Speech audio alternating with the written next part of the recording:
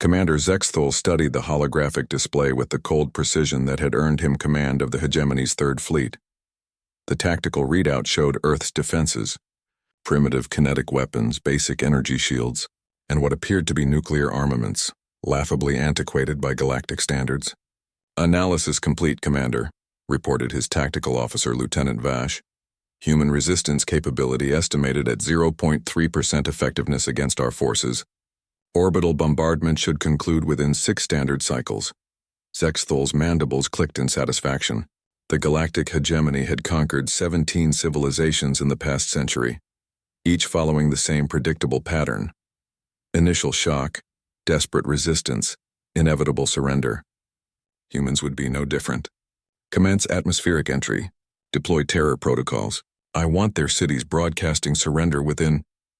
The communication array erupted in a cacophony of signals, unlike anything in the hegemony's vast databases. It wasn't the typical distress frequencies or military chatter they expected. This was organized chaos. "Commander," Vash's voice cracked with confusion, "we're receiving thousands of transmissions across all frequencies. It's not communication, it's some form of rhythmic pattern." The bridge fell silent as the alien crew struggled to process what they were hearing. The humans weren't broadcasting surrender.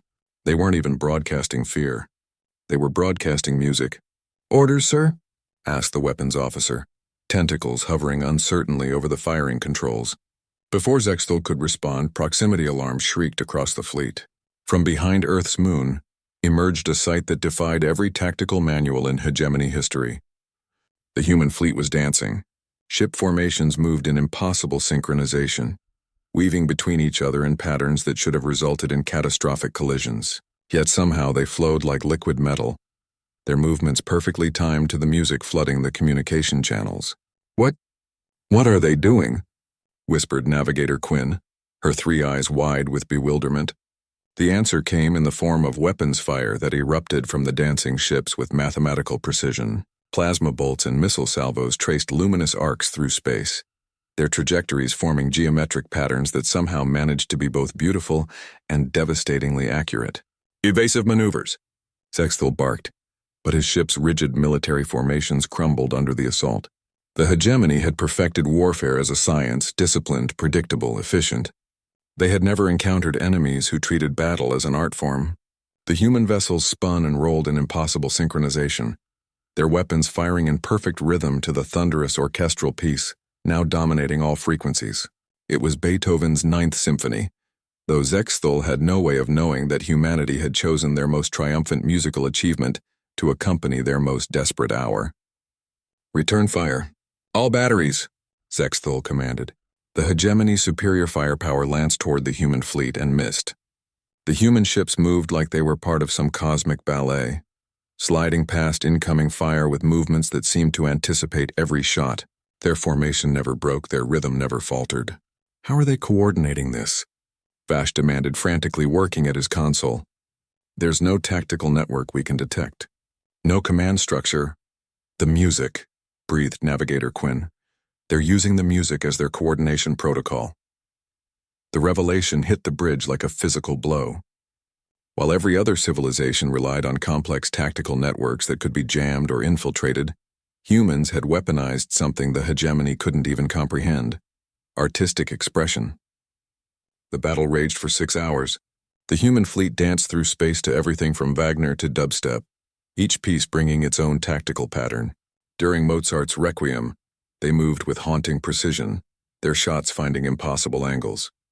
When Thunderstruck by AC/DC began, their attacks became a relentless percussion of destruction.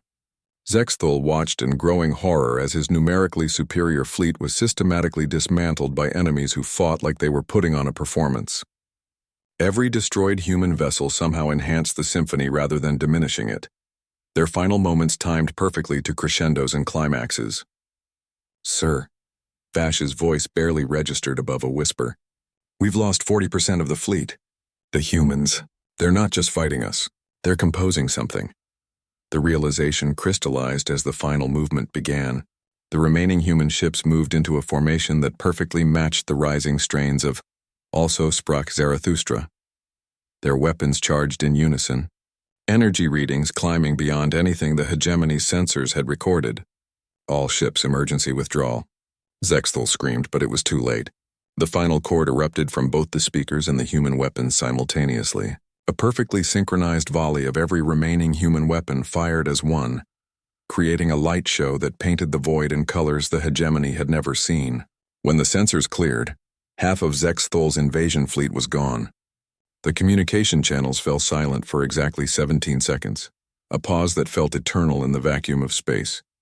Then softly at first a new sound emerged. It was voices, thousands of human voices singing in perfect harmony across the electromagnetic spectrum. They were singing "We Will Rock You."